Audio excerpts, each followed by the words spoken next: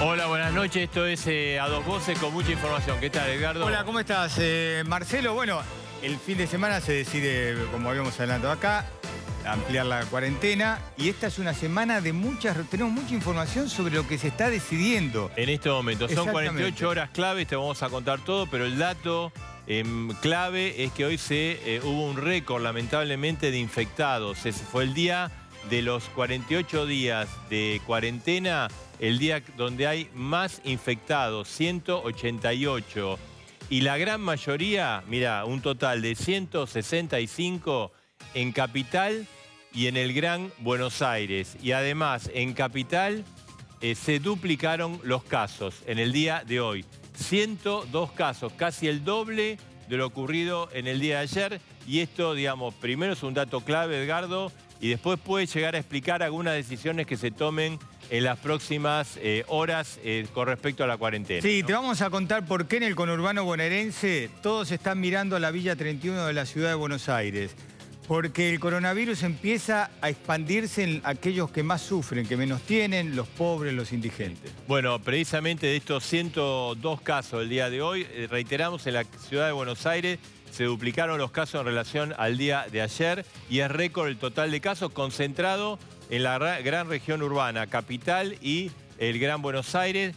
Muchos de estos casos lamentablemente han ocurrido en barrios carenciados. Está el padre Pepe, ya en el estudio de A Dos Voces, vamos a hablar con él, cuál es la situación. Ayer hicieron una presentación, digamos, precisamente ahí en la capilla donde estaba el padre Mujica, y queremos hablar con él cómo está viendo esto y cómo se está tratando de minimizar el impacto precisamente nada menos que en los sectores más populares de la sociedad, ¿no? Sí, en el medio, Marcelo, un tema muy difícil de resolver, la presión de empresarios y de sindicalistas para que cada vez haya más actividades en funcionamiento. El tema es, no el interior, mira, Marcelo, hoy hubo 17 provincias, en los datos, 17 que no han tenido contagios, ¿no? O sea que hay 7 que sí. El problema es que donde están ejerciendo mucha presión es para que vuelva la actividad en el cordón metropolitano, el AMBA, es decir, la ciudad de Buenos Aires y el conurbano bonaerense. Bueno, la información que tenemos exclusiva es que en la reunión que tuvo el presidente de la Nación con los expertos, los infectólogos, el comité de expertos en materia sanitaria, se habló precisamente de esto. Primero, extender la cuarentena en sus grandes rubros, en sus grandes cuestiones, durante 15 días más, es decir, hasta el domingo 27 o 28 del mes de mayo. Segundo, flexibilizar todo lo que tiene que ver con el tema laboral. Esto, los sanitaristas hablaron precisamente de la posibilidad de que esto se podría instrumentar, obviamente en forma paulatina y en forma, digamos, que se establezca ciertos protocolos. Y el tercer elemento que se habló hoy, después vamos a averiguar, vamos a hablar con uno de ellos, el doctor Pedro Camp, es que el tema de la flexibilidad social o recreativa, esto que el presidente anunció hace 15 días, se volvería sobre este tema, claro, con un protocolo más estricto. No es que todo el mundo salga a caminar, sino con alguna idea de días, de horarios vinculados al DNI. Es muy importante lo que está pasando ahora. Son 48 horas claves, ¿no? Sí, Marcelo, porque además hay una flexibilización de hecho de la cuarentena. Gente que nada tiene que hacer en la calle y sin embargo sale. Lo vemos en el conurbano, los que vivimos ahí, se ve en la ciudad de Buenos Aires. Y en el fondo un problema que no se puede superar todavía y es el del transporte. Y los infectólogos y el propio Alberto Fernández, Marcelo, le ponen un ojo a esto. ¿Por qué?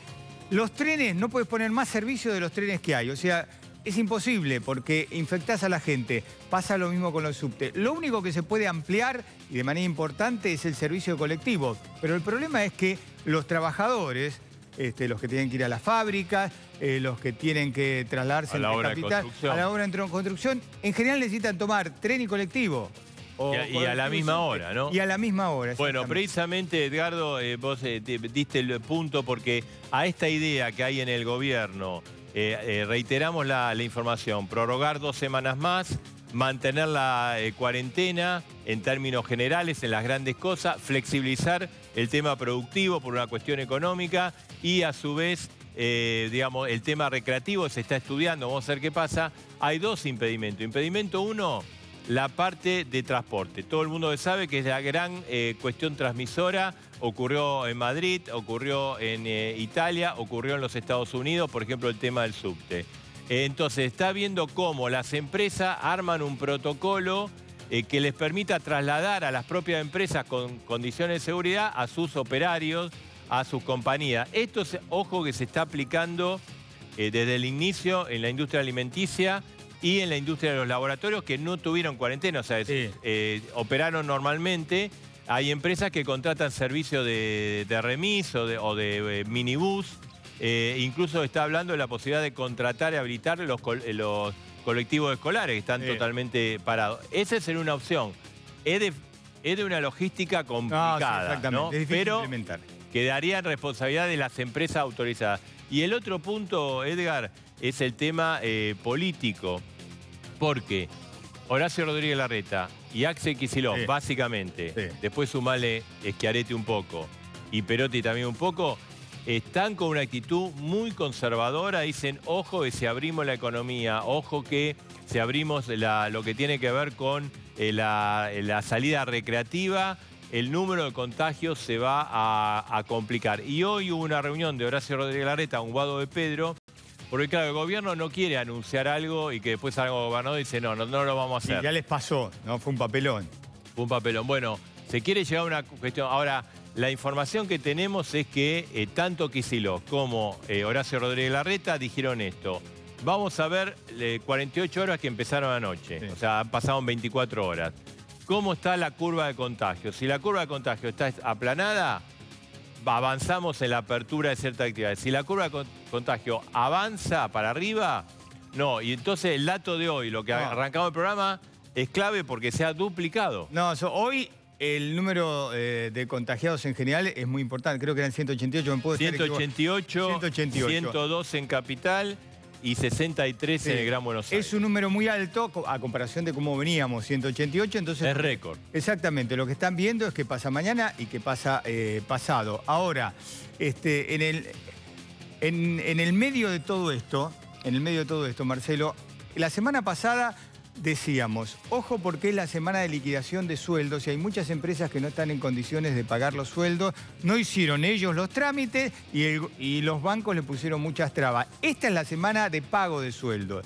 Y hay muchas empresas con problemas para el pago de sueldo, hay mucha gente que pensaba cobrar y no está cobrando menos de lo que iba a Bueno, pagar. precisamente esta situación es lo que ha llevado al gobierno a girar en las últimas, yo te diría, 72 horas. Hubo un informe del ministro de Economía, Martín Guzmán, un informe que repartió una serie de un documento, un paper, pero además lo hizo in voce en una reunión donde estaba el presidente, donde estaba el ministro de Salud, el Guado de Pedro, Cafiero, en la cual dijo, miren, la situación económica está a un límite, si esto continúa así, el Estado se va a quedar sin instrumentos para solventar, para tratar de financiar o pasar el momento, con dos argumentos centrales. Uno sobre el impacto que tiene sobre el nivel de desocupación y el nivel de pobreza.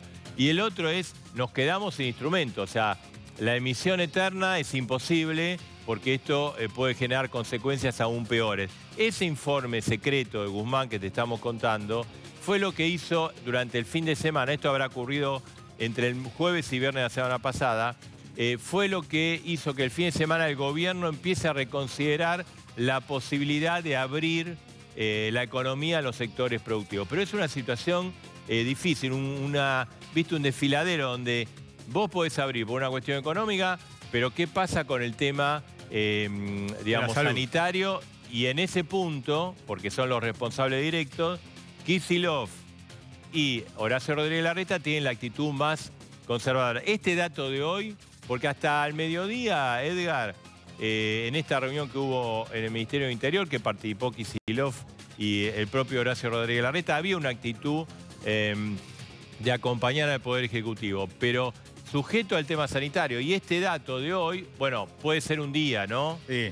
Vamos a ver qué pasa mañana. Pero es un dato que le pone freno de mano a esa idea en la zona metropolitana. Sí, lo vamos a hablar después, como decías, con el padre Pepe. Pero hoy hubo una reunión importante. Axel Kicillof se reunió entre hoy y mañana, porque son muchos los intendentes. La tercera sección electoral del conurbano bonaerense es la más numerosa, la más populosa, donde hay muchísimas villas. Hoy Axel Kicillof se reunió con los intendentes, no me quiero equivocar de la cantidad que eran, pero de La Matanza, de Avellaneda, de Lomas, de Almirante Brown, de Berazategui y de Ensenada, para analizar el tema de lo que sucede en el tercer cordón del conurbano bonaerense. Y mañana va a ser lo mismo con nosotros. Pobre, ¿no? Exacto. Y los intendentes le dijeron que ellos saben de las presiones de empresarios y de los gremios, pero que están muy preocupados por cómo está avanzando el coronavirus.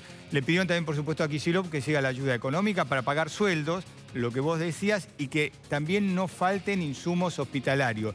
Pero estos intendentes no quieren saber nada. Mañana va a haber otro grupo de intendentes del conurbano bonaerense, de la tercera sección, que se van a reunir también con Kicillof y le van a decir exactamente lo mismo que estamos diciendo ahora. No quieren saber nada. Y en Capital pasa lo mismo. En Capital pasa lo mismo. Por eso, puede ser que el presidente haga un anuncio de flexibilización y otra vez instrumentación a cargo de gobernadores, de acuerdo a su realidad, y de intendente de acuerdo a su realidad, porque es cierto que hay muchos lugares del interior del país, incluso de la provincia de Buenos Aires, que están como exentos del virus. Sí, hay lugares que no tienen casos muy pequeños. Sabemos que la provincia de Córdoba, por lo menos la gobernación dijo que se había autorizado para empezar a funcionar cerca del 70% de la actividad productiva, ¿no? En Santa Fe están haciendo algo parecido, están flexibilizando también. Pero acá la gran concentración urbana, la gran sector con problemas sociales, como es sobre todo el conurbano bonaerense y sectores de la capital federal, la situación todavía no está definida. Son 24, eran 48 horas claves, pasaron 24, faltan 24 más. Porque el presidente de la Nación, aparentemente, la información que tenemos es que quiere anticipar el anuncio, no quiere esperar al sábado o el domingo. Si lo pudiera hacer mañana, lo haría mañana, si no, el viernes. Es que complicó. Lo del sábado pasado, lo del sábado que se hizo anuncio complicó todo, se demoró mucho, se anunció, había cosas que no fueron así, la gente el domingo salió a la calle. Es distinto, la verdad que es distinto si vos lo anunciás en la semana que si lo anunciás un fin de semana, aunque parezca mentira. Bueno, a ver, hay un protocolo del anuncio. El primer protocolo es la reunión del ministro de Salud con los infectólogos, el comité asesor. Esto ocurrió hoy al mediodía, a las 12 del mediodía. De segundo paso es la reunión del presidente con los infectólogos, ocurrió a partir de las 17:30 y duró bastante, duró como hasta las casi 3 horas duró. Ahora va a haber consulta con los gobernadores, con lo cual estaría todo listo para mañana a la noche o el viernes para hacer el anuncio, teniendo en cuenta, después te voy a contar, que el viernes es un día clave que quizá el presidente quiere abocarse al tema de la deuda. Ah, claro, uno lo pasa como... No. En otro momento hubiese sido todo un escándalo. No, pero lo es porque esto tiene que ver con el después, ¿no? Sé que tenés buena información de eso, así que después contanos a ver qué va a pasar porque... después lo damos. Ahora, la prioridad es el tema, el tema sanitario, el tema de la situación social. Hoy reiteramos un dato desalentador, ¿no? Pico de 188 casos, el día de más casos, se duplicó en la ciudad de Buenos Aires. Y entre la ciudad de Buenos Aires y el conurbano casi explica los 188 casos, 165. Sí, y por eso estamos en línea por Pedro Canes, infectólogo. A ver, yo creo... Viene de la Quinta de Olivos. Sí, yo no es por quedar bien con Can, la verdad que no nos conocemos, pero yo creo que es uno de los mejores, comunicadores de qué es lo que hay que hacer en plena pandemia. La verdad que ha estado con nosotros un par de veces y acá mismo, en A Dos Voces, ¿te acordás cuando dijo... Acá hay cuarentena por mucho tiempo, que se puede ir flexibilizando y le puso mucha atención a toda la zona metropolitana porque podían aumentar los casos. Bien, doctor Cambe, buenas noches, ¿cómo está? Buenas noches, ¿cómo están ustedes? Bien, viene de Olivos, ¿no? Tuvo una larga reunión en Olivos. Así es, estuvimos reunidos con el presidente y con el ministro de Salud y la secretaria del Acceso a la Salud y algunos de los asesores presidenciales. ¿Y qué le dijeron ustedes al presidente? ¿Cómo va a continuar la cuarentena? ¿Cuál es la situación que estamos viviendo ahora? Bueno, en realidad el resultado de la reunión va a ser comunicado por el presidente, como usted dijo, en los próximos días. porque todavía el presidente tiene que reunirse con los gobernadores y el jefe de gobierno de la Ciudad de Buenos Aires y tiene que terminar de analizar algunas de las ideas que nosotros llevamos. No tengo para contarles nada que ustedes no sepan. Básicamente la idea es que como parte de un plan estratégico que se viene llevando para confrontar esta pandemia, hay condiciones como para después de 7 semanas empezar a flexibilizar algunas actividades siempre y cuando los responsables de las diferentes jurisdicciones estén de acuerdo en aplicarlo.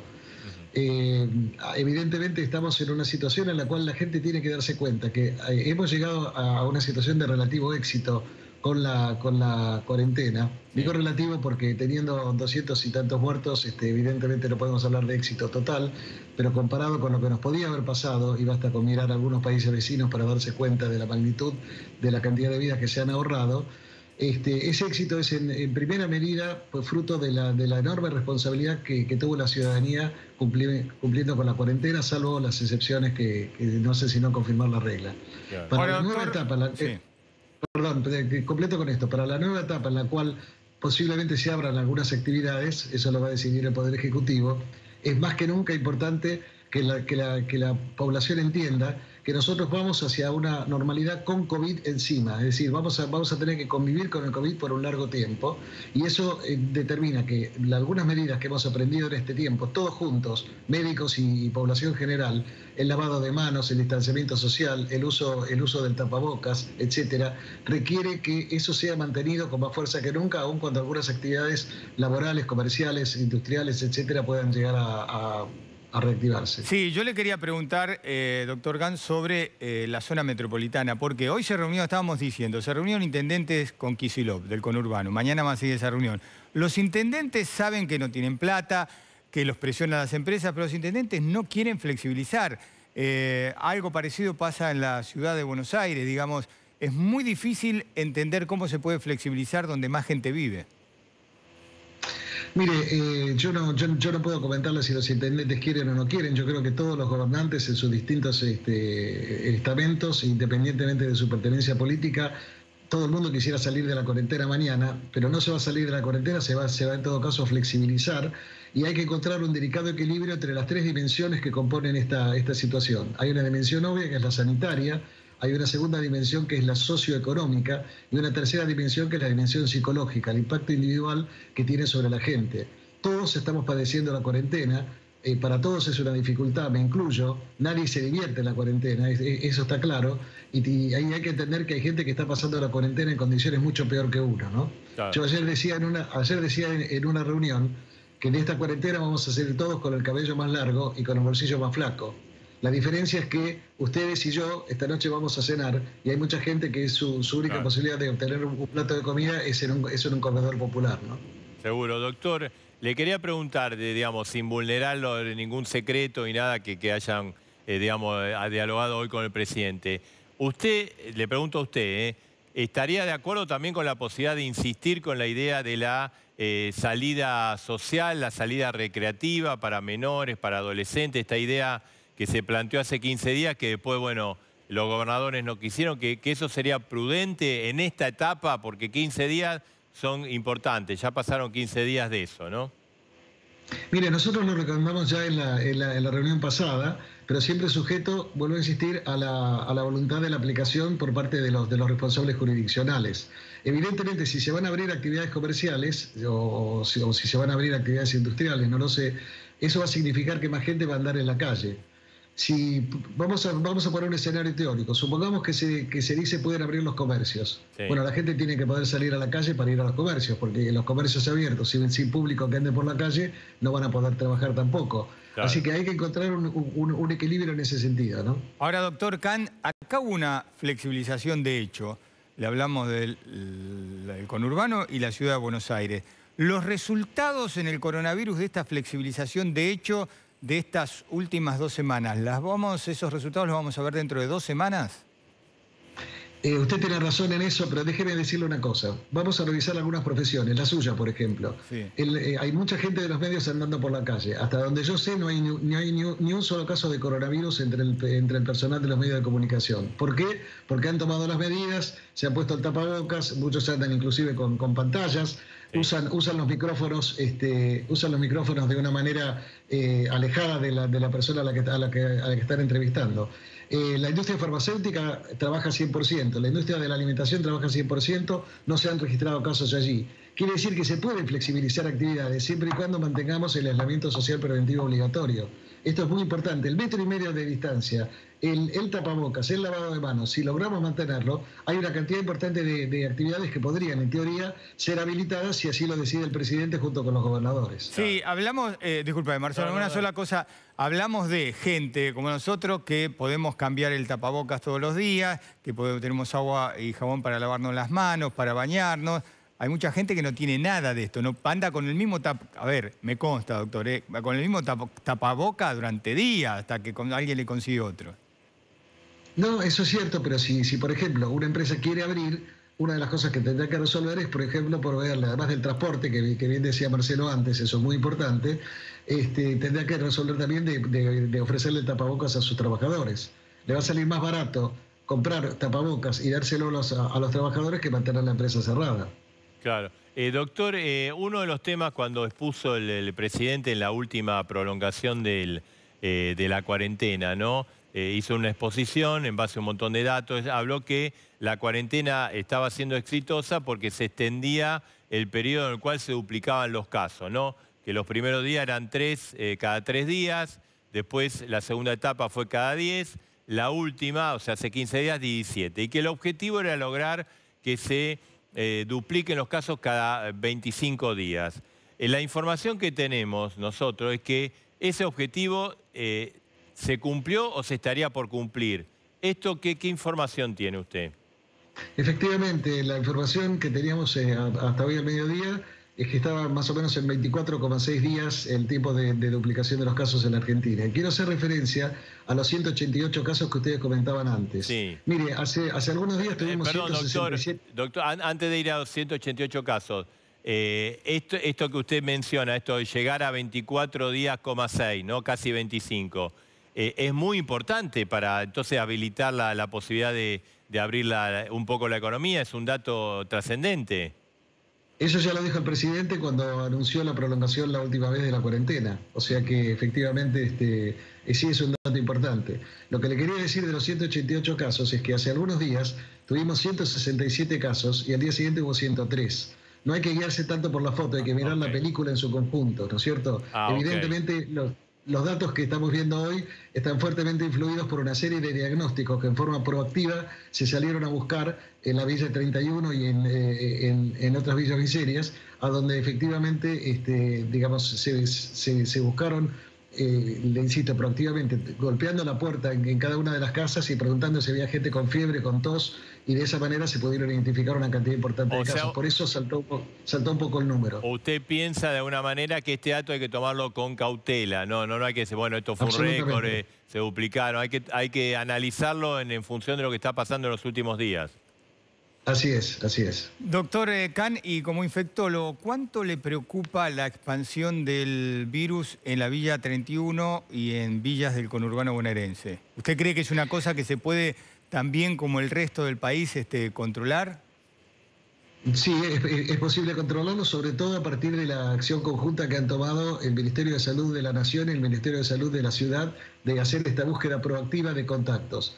Hay una diferencia de todas maneras que hay que tener en cuenta entre lo que son las villas de la Ciudad de Buenos Aires y las barriadas populares del conurbano. Las barriadas populares del conurbano son en general horizontales, es decir, son obviamente casas humildes, con muchas carencias, no voy a discutir eso, está claro para todos, sí. Pero no son construcciones, digamos, de varios pisos como se puede ver en las villas en la Ciudad de Buenos Aires, que por una razón de espacio tienden a crecer para arriba. El hacinamiento es mucho peor en las villas de la Ciudad de Buenos Aires que en las barriadas populares del conurbano, sin por eso quitarle la magnitud a la situación de carencia y de pobreza que tienen esos lugares, ¿no? Claro, claro. Doctor, a ver, la información que nosotros tenemos es que se va a prolongar la cuarentena en los grandes rubros, por ejemplo, colegios, digamos, el cierre de fronteras, transporte de media y larga distancia, aviones obviamente, todo lo que es shopping, bueno, obviamente espectáculos masivos. Y que se flexibilizaría en algunas actividades, digamos, productivas. Un poco está la idea que ustedes están manejando, le han planteado al presidente. Bueno, ya lo planteó el ministro de Salud durante la semana, que hay una necesidad de empezar a flexibilizar algunas actividades y además hay una posibilidad de hacerlo gracias al éxito de la cuarentena. Y vuelvo a repetir lo que le dije al principio, el éxito de la cuarentena es mérito de la población, es mérito de la gente que a pesar de todas las dificultades que genera la cuarentena, tuvo la fortaleza anímica como para poder sostenerla. Ahora que tal vez se puedan empezar a salir para otras actividades, tenemos que tener la misma fortaleza para mantener las medidas de aislamiento social preventivo obligatorio. O sea, lo que usted quiere decir es que ahora individualmente aquellos que tengan la posibilidad de salir a trabajar van a tener que duplicar los cuidados, o sea, protegerse aún más, digamos. Mire, Marcelo, todo lo que tenemos que hacer es no estar más cerca de 1,5 metros, 2 metros de la persona más contigua, usar el barbijo, lavarnos las manos, no tocarnos la cara, toser en el pliegue del codo. Digamos, simplemente todo esto que hemos ido aprendiendo todos juntos en este tiempo, lo aprendimos los médicos y lo aprendió la ciudadanía, mantenerlo. Si yo estoy a más de 2 metros de usted, por más que yo tuviera coronavirus, no se lo voy a transmitir. Entonces, eso es muy importante. Por eso hago referencia a lo que usted muy acertadamente señaló del tema del transporte. Va a haber que ingeniarnos de una manera tal que, claro, digamos, se terminen estos horarios pico de 6 a 9 de la mañana con los trenes cargados, con el subte cargado, y tal vez un mecanismo sea que alguna gente trabaje de mañana y otra gente trabaja de tarde, que la construcción tenga un horario y que los bancos tengan otro. En fin, estoy tirando ideas, sí. No estoy dándole ninguna información, estoy diciéndole algunas de las ideas posibles, ¿no? Esto requerirá o que las empresas organicen con los colectivos escolares, por ejemplo, pero esto requeriría también un proceso, o sea, no es que el día lunes van a ir todos a trabajar, va a requerir un proceso organizativo. Seguramente. Doctor Khan, como infectólogo, que es por supuesto como estamos hablando con usted, ya empezó la temporada de frío para quedarse, cada día va a ser más frío. ¿Qué consejos da usted? Porque, a ver, es lógico, la gente se va a empezar a resfriar, se puede empezar a engripar, se van a confundir los síntomas con coronavirus. Bueno, miren, déjeme decirle una cosa. Usted sabe que el Ministerio lleva un registro de las infecciones respiratorias desde hace muchísimos años, sí, y este año no es la excepción. Este es el año en que menos reporte hay de infecciones respiratorias agudas. ¿Por qué? Por la misma razón por la que hay pocos accidentes automovilísticos. La gente sale menos a la calle y cuando sale, ahora sale con el tapabocas y toma distancia, etc. Por lo cual, si bien los fríos, como usted bien dice, pronostican que podamos tener una mayor incidencia de bronquiolitis en los niños y tener resfríos y gripes, etcétera. Sin embargo, estamos esperando que haya una menor incidencia de estas enfermedades precisamente por el mantenimiento de las medidas de distanciamiento social. Así que juega para los dos lados, ¿no? Doctor, déjeme hacerle una pregunta y le pido a Marcelo nada más que un paréntesis en coronavirus para preguntarle sobre el dengue. Todos los días nos enteramos de gente que se está contagiando de dengue. Ha sido muy fuerte el dengue y sigue siendo fuerte aquí en la Argentina. Así es. Hay más de 60.000 casos potenciales notificados, de los cuales se han confirmado aproximadamente un tercio, el último dato que yo tenía, más de 6.000 casos en la ciudad de Buenos Aires. Aquí el tema del invierno juega a favor nuestro, en este caso, y en contra del mosquito, porque las temperaturas bajas hacen que el mosquito ya no se reproduzca, y entonces probablemente la temporada del dengue con los fríos se está empezando a terminar. Doctor, disculpe que estamos abusando de usted, porque bueno, hay muchas preguntas, ¿no? Y también nos están ingresando preguntas de mucha gente. ¿Cuándo se va el coronavirus? Primero no sabemos si se va. Sí. Porque la Organización Mundial de la Salud plantea 3 escenarios posibles. Que la epidemia de coronavirus se agote, como ha pasado por ejemplo con el SARS, que es otro coronavirus, pero no este, que produjo una epidemia en el año 2002 y se agotó. Puede ocurrir que continúe circulando a bajo nivel, como ahora está circulando por ejemplo el virus H1N1, el virus de la pandemia del 2009, que lo seguimos teniendo circulando. Tenemos una vacuna para eso, por supuesto, pero el virus sigue circulando a bajo nivel. O podemos tener una situación en la cual el virus desaparezca, pero reaparezca en nuevos brotes, que es una de las cosas que se teme ahora en el hemisferio norte, que creen que con el verano puede reducirse la incidencia de casos, pero que puede llegar a rebrotar eventualmente con el nuevo invierno en el hemisferio norte. O sea que en realidad no sabemos. Y yo les pido que nos tengan paciencia los que trabajamos en esto, porque hace apenas el día de mañana, 7 de mayo, se cumplen 4 meses que en China se pudo identificar el virus responsable de esta enfermedad. 4 meses. Y en 4 meses ha habido avances realmente extraordinarios. Se están ya ensayando vacunas, se están ensayando tratamientos. Vamos a avanzar en este terreno, pero hay muchas preguntas que ustedes nos hacen para las cuales no tenemos una respuesta certera. No, claro, es un poco la ansiedad, ¿no? La ansiedad del encierro también. Ahora, doctor, esto, por ejemplo, está pasando ahora en España y en Estados Unidos, se vio en el Central Park, la gente saliendo. ¿Es lo que podría pasar acá? ¿Es lo que hay que evitar? No debería pasar. Yo creo que la gente tiene que entender que sigue teniendo un rol fundamental en la lucha contra esta pandemia. El virus no vuela, el virus no va hacia nosotros vamos hacia el virus. Si mantenemos el distanciamiento social podemos hacer actividades. Y es muy importante también entender que nosotros estamos avanzando con un pie en el acelerador, pero con un pie muy cerca del freno.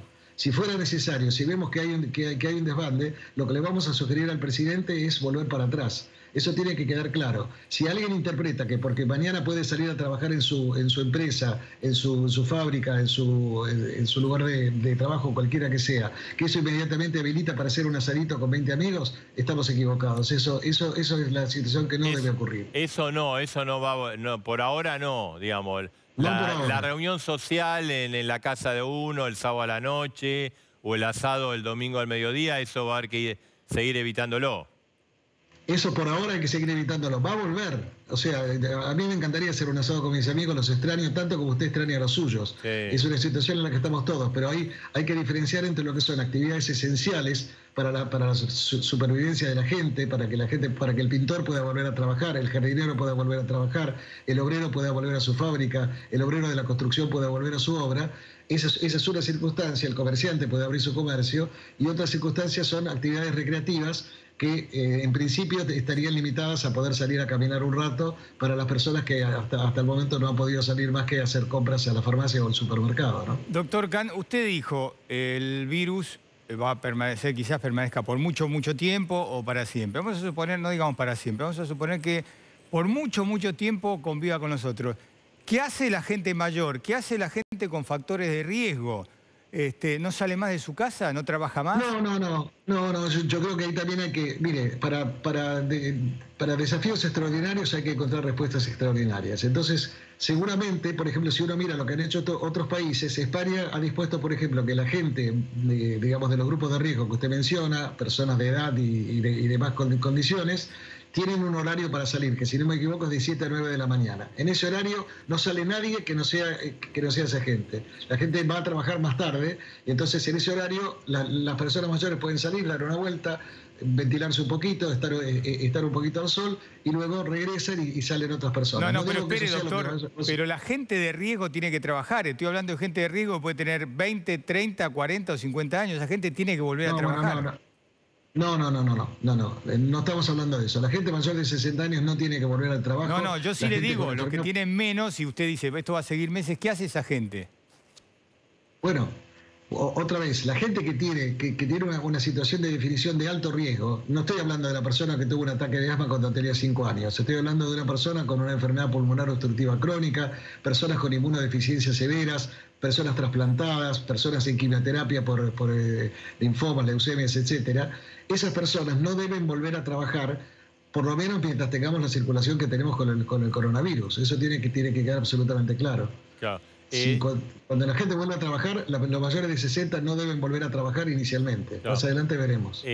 Doctor, está el padre Pepe, ahora vamos a hablar, que es un referente del trabajo en las villas. ¿Usted qué le diría a él con respecto a qué es lo que tendría que pasar en las villas? ¿Cómo se tendría que comportar de ahora en más para tratar de minimizar el problema sanitario? Bueno, primero felicitar al padre Pepe y expresarle mi admiración por el trabajo que hacen los curas villeros, que realmente en condiciones muy difíciles tienen que desempeñar su tarea. Yo no tengo ninguna indicación para darle al padre Pepe. Lo que le puedo decir es que lo más importante que tenemos que hacer en esos conglomerados urbanos es rápidamente identificar a los casos, aislarlos, y una vez aislados, inmediatamente tratar de identificar a los contactos cercanos para a su vez tenerlos bajo observación y en cuanto aparezcan síntomas inmediatamente entonces hisoparlos para poder definir si han contraído el coronavirus o no. La única manera de contener un brote es identificando rápidamente el caso y aislando los contactos. Y luego habrá que verlo en las condiciones que cada una de las villas lo permita. Hay gente, por ejemplo, nos decían hoy, hay gente que no quiere abandonar su lugar de vivienda por temor a que se la usurpen o por temor a sufrir discriminación si los identifican como infectados por coronavirus. Antes un colega suyo me preguntaba las similitudes que hay entre la experiencia que tenemos en la lucha contra el HIV y contra el coronavirus. Y quiero decirle que tiene muchas similitudes. La discriminación, por ejemplo, es un caso típico que han sufrido pacientes y médicos con el HIV y la están sufriendo pacientes y también médicos en el caso del coronavirus. Claro. Y el ensañamiento con los sectores más desprotegidos de la sociedad, en una sociedad tan desigual como la nuestra, efectivamente se ha visto tanto con la epidemia de HIV como con la epidemia del coronavirus. No. Padre, no sé, ¿le quiere preguntar algo? ¿Lo ve bien la recomendación que dio Kant? Sí, no, muchas gracias. Y no, por ahí lo importante es ver en materia preventiva en qué podemos hacer énfasis en la población nuestra de los barrios populares. Bueno, yo creo que lo que hay que hacer es primero decirle a la gente que consulte ni bien tiene un síntoma. Si no les han ido a tocar la puerta todavía, que no se dejen estar, si alguien aparece con fiebre, que inmediatamente trate de contactarse con el referente de la comunidad, que puede ser una persona como usted, o puede ser el agente sanitario que se encuentre en el lugar, en la salita, lo que sea. Que no menosprecie la tos, que no menosprecie el dolor de garganta, que no menosprecie la fiebre, si tiene una pérdida del olfato, que esté atento a esa situación, porque rápidamente, vuelvo a insistir, a esa persona hay que aislarla, hisoparla y tener rápidamente una conexión con los contactos más cercanos que pueden eventualmente haber contraído la infección. Así podemos, digamos, aislar el brote rápidamente e impedir que se expanda en una comunidad que tiene tanta situación de cohabitación como la que se puede ver en las barriadas populares y en las villas, ¿no? Claro. Bueno, ahora vamos a hablar con el padre Pepe. Doctor, los gobernadores, intendentes, como contaba Edgardo, digamos que tienen una actitud más cauta. ¿Usted qué le diría? ¿Que está bien esa actitud, que cada uno se maneje de acuerdo a su situación o que se arriesguen un poquito, que tengan alguna, digamos, le agarren, que tengan confianza en esta recomendación de abrir un poco la economía? Mire, los gobernadores y el jefe de gobierno de la ciudad reciben las recomendaciones nuestras a través de la palabra del presidente, pero yo creo que nadie mejor sabe lo que pasa en la ciudad de Buenos Aires que el ministro Quirós, nadie sabe mejor lo que pasa en la provincia de Buenos Aires que el ministro Goyán, y lo mismo podemos decir en cada una de las provincias. De modo que sería una imprudencia de mi parte decirles hagan o no hagan tal cosa. Sí le podemos decir, nosotros recomendamos este tipo de medidas, pero como bien señalaba antes Edgardo, en la Argentina es verdaderamente un mosaico. Hay 94 partidos de la provincia de Buenos Aires que tienen abiertas una cantidad de actividades que no están abiertas en el primero, segundo y tercer cordón de la ciudad. Hoy me decían, por ejemplo, que la ciudad de Junín ha tenido unos pocos casos que eran todos importados y hace 20 días que esos pacientes están de alta y no han vuelto a tener casos. ¿Por qué la ciudad de Junín tiene que comportarse igual que La Matanza o que la ciudad de Buenos Aires? Seguro, seguro. Doctor, le agradecemos. Le quería hacer una pregunta. ¿Se dejó la barba, no, de que empezó la cuarentena? Me dejé la barba pensando que la cuarentena iba a ser cortita y que después me la iba a afeitar, pero por lo que veo va a seguir creciendo un tiempo. No lo tiene como cábala, ¿no? Porque por lo que usted nos dijo, si no le va a crecer, va a parecer Papá Noel. No. Estoy confiado que tal vez me la deje la barba. Vamos a ver qué dice mi familia, pero de todas maneras espero que no llegue tan abajo como usted me dice. Pero no es por una cuestión, vio que a veces alguno no se afeita porque se deprime un poco, ¿no? No está deprimido usted. No, al contrario, yo estoy muy enchufado con esto porque entiendo que tenemos una responsabilidad muy importante en el comité asesor. El presidente nos dice, yo soy abogado, ustedes me tienen que explicar qué hay que hacer y por qué hay que hacerlo. Y hasta que no lo convencemos, sigue preguntando. Doctor, a propósito, nada más, lo que dijo Marcelo, de la depresión, ¿qué le dice usted a la gente que lo está viendo ahora, que se deja la barba, que anda así nomás, anda que está con pijama, ¿viste? Con pijama? ¿Qué le con dice a esa joguineta. gente? Que cada uno se banca la cuarentena como puede. Si yo no podría criticar que alguien se deje la barba, menos yo que me la dejé, pero... No, pero puse como no podría ejemplo, criticar ¿no? que alguien... No, pero digo, y que si alguien anda en pijama y se siente bien con eso, bueno, que ande en pijama. Hay recetas que uno escucha por ahí, hay que hacer gimnasia, hay que hacer tal cosa, levantarse a tal hora, tener una rutina. Yo creo que cada uno soporta la cuarentena como puede, nadie está contento con la cuarentena. Yo quiero que entendamos esto, nadie está enamorado de la cuarentena. Es una medida del siglo XIX que tenemos que aplicarlo en el siglo XXI para una enfermedad nueva en la cual no tenemos vacuna y no tenemos tratamiento por ahora. Eso va a llegar. Entonces lo que le puedo decir a la gente es que aguanten un cachito más, que es muy importante lo que están haciendo, que son partícipes de la solución, que no son víctimas de una orden, sino que son participantes activos en esta batalla que estamos librando contra un virus que nos cayó de una manera inesperada hace apenas 4 meses. Doctor Can, gracias. No, al contrario, gracias. ¿Cuándo piensa usted que va a ser el anuncio? ¿Mañana, pasado? La verdad que no lo sé, Marcelo. Ustedes tienen más información que yo sobre eso. Bueno. Gracias, Buenas noches. Bueno, está Sergio Massa. Vas a ver, afeitadito, siempre, ¿no? Impecable. ¿Cuándo va a ser el anuncio de la nueva etapa de la cuarentena? Cuando el presidente termine de hablar con gobernadores, intendentes, con expertos, con científicos. Acá me parece que hay como dos realidades, ¿no? Una realidad que tiene que ver con la cuestión sanitaria y otra realidad que tiene que ver con el funcionamiento económico, institucional de cada una de las ciudades. Y me parece además que hay realidades distintas desde el punto de vista epidemiológico. No es lo mismo el nivel de multiplicación o duplicación de contagios en la ciudad, en el Gran Buenos Aires, en el área metropolitana de Buenos Aires, que a lo mejor lo que se da en ciudades del interior. Creo que tenemos que entender que esas realidades distintas tienen que estar reflejadas, pero que tenemos que entender que lo primero y que la prioridad que ha marcado el gobierno es cuidar la vida de los argentinos. Y que cuidar la vida de los argentinos requiere, primero, de nuestra parte como sociedad, pero sobre todo de parte de la enorme mayoría de los argentinos que está haciendo un esfuerzo enorme con el aislamiento social, con las limitaciones que se va poniendo, con las restricciones que se va autoimponiendo en sus conductas, el agradecimiento. Porque si Argentina tiene esa curva de contagios para mostrar distinta, más allá del crecimiento de los últimos días que venimos viendo. Y hoy, ¿no? No solo hoy, en realidad si miramos los números del sábado y cuando comparamos con otros países que están mucho más adelante que nosotros desde el punto de vista de la epidemia, vemos que en el proceso de crecimiento de la curva de contagios hubo como un serrucho en los primeros días, pero que les iba poniendo cada vez el umbral más arriba. Entonces, cuidar la salud de los argentinos, cuidar la vida de los argentinos es una prioridad para el gobierno desde el primer día. Y en paralelo, obviamente, en aquellos lugares donde vemos 3 semanas con una disminución en la curva de contagios y en la multiplicación de contagios, tratar de encontrar progresivamente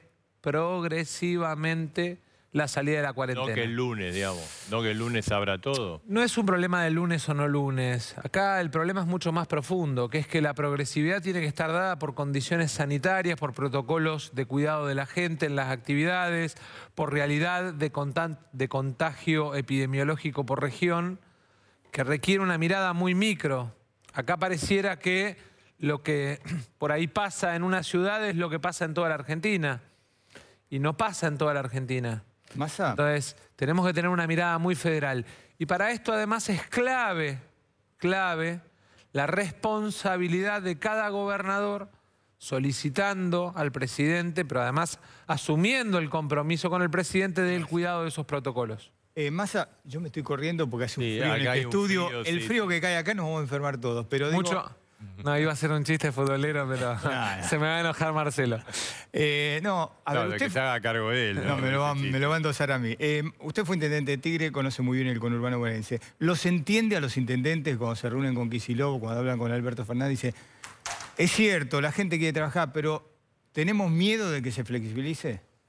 Sí, claro que los entiendo, porque cada muerte cuando sos intendente te pega en la puerta de tu casa. Te golpean la puerta, te tocan el timbre, te llaman por teléfono, te piden ayuda, es una familia que contener, es una situación familiar que reparar. ¿Cómo no los voy a entender? ¿Y entonces qué se hace? Si además en paralelo han hecho un esfuerzo enorme, muchos intendentes ampliando la capacidad de instalación de camas de primer respaldo, ampliando la capacidad de terapia intensiva. Yo veía ¿no? El esfuerzo económico de municipios, qué sé yo, como San Fernando, comprando respiradores y ampliando el hospital, o Escobar, que toma el control de una clínica y la empieza a gestionar, o el caso de Quilmes desarrollando toda una matriz de atención de primer grado. Digo, ¿Y qué haría hay un usted esfuerzo en el conurbano? No, yo creo que lo primero que tenemos que hacer es con el gobernador de la provincia, porque el sistema sanitario es provincial. Y entonces el gobernador de la provincia sabe dónde tiene camas para la primera atención, dónde tiene camas de terapia, dónde puede atender más gente, dónde puede atender menos gente.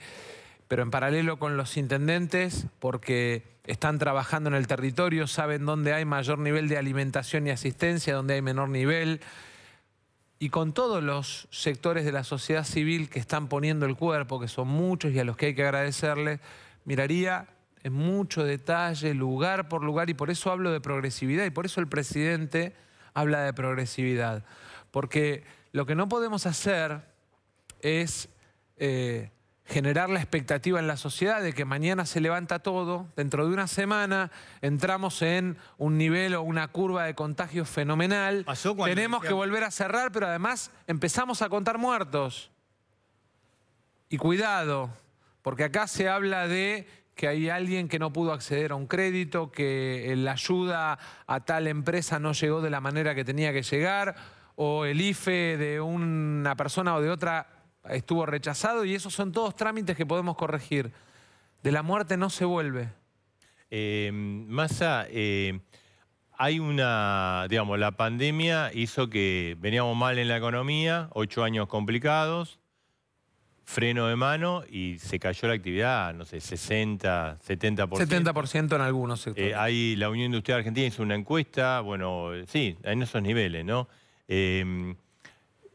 ¿No llegó la hora también de pensar de cómo vamos a reconstruir esto? Sí, y yo en ese sentido... No, yo lo que veo es que en materia sanitaria el gobierno tiene todas las pilas, tiene equipo de expertos, recién lo escuchábamos acá, tiene un plan, tiene acuerdo político, tiene ministro, y en materia económica es como vamos un poco atrás de las cuestiones. Bueno, a ver, Marcelo, primero, la Argentina vivía una pandemia económica previo al coronavirus. Sí, correcto, eso sí. 40 puntos de pobreza, 92 de deuda contra PBI, una herencia de una deuda que además fue para financiar fuga de capitales, insostenible para la Argentina, absolutamente insustentable. Estamos mal, eso. Y una situación fiscal alarmante. A partir de el inicio de la pandemia, la primera decisión del gobierno fue tratar de sostener con un esfuerzo fiscal enorme, aunque sea en un nivel mínimo, el funcionamiento económico de la Argentina. Y en ese sentido, me gustaría plantear que en la emergencia el gobierno actuó como bombero.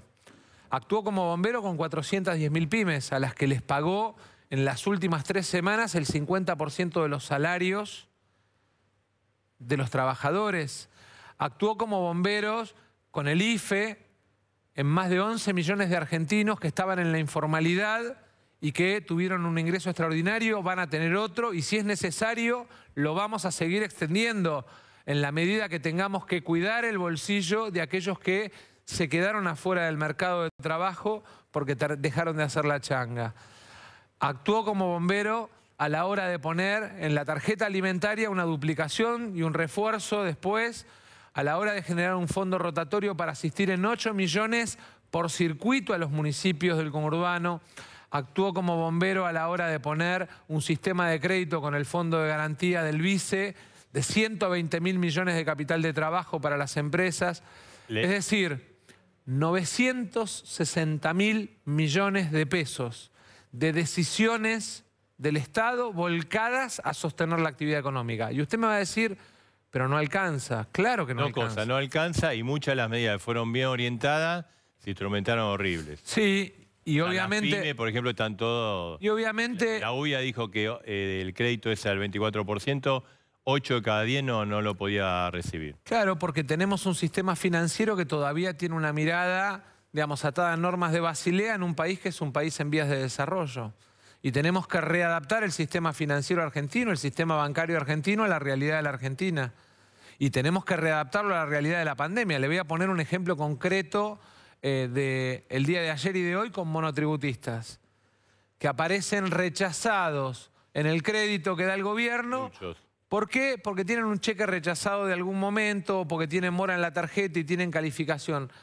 Acá hay que entender que el sistema financiero tiene que actuar a la par del gobierno en el marco de la emergencia. No podemos tener bancos que actúan como si estuviéramos en Suiza cuando tenemos argentinos que no saben cómo van a pagar las cuentas a fin de mes. A ver, una cosita, porque así después sigue hablando de eso.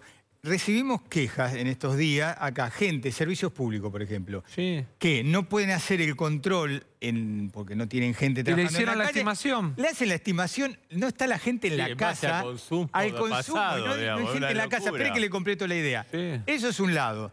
Luz, gas, agua, lo que sea. Le estimaron y no están viviendo en la casa, o sea, y va y tiene que pagar otra, que llama impuesto a las ganancias.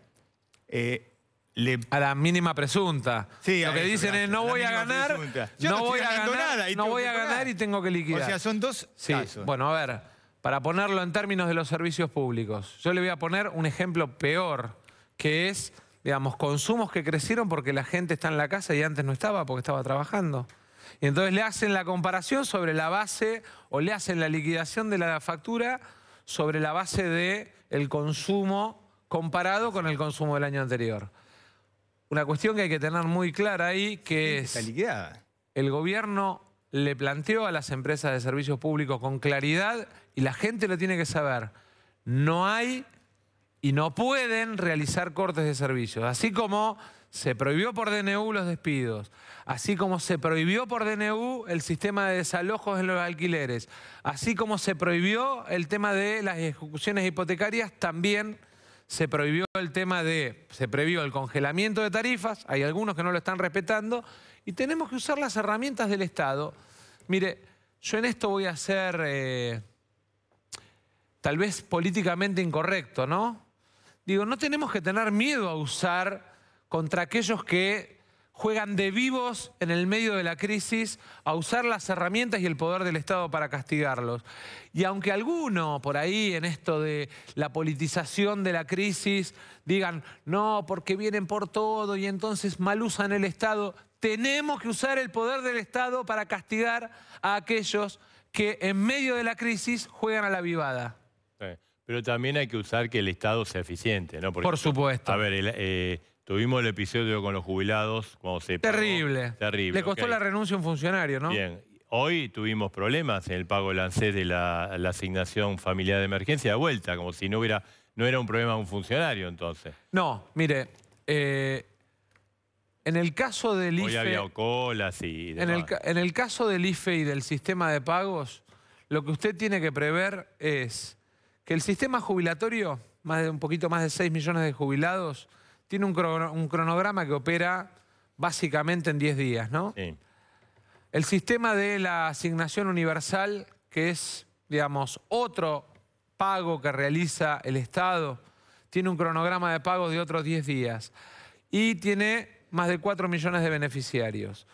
A esos 10 millones de personas usted le tiene que poner otro conjunto que a veces empatizan, pero a veces no, de 8 millones de pagos que realiza el sistema. Ahora, también en eso, contémosle a la gente que hay bancos que se niegan a pagar jubilaciones, que se niegan a pagar asignación universal porque no son negocio.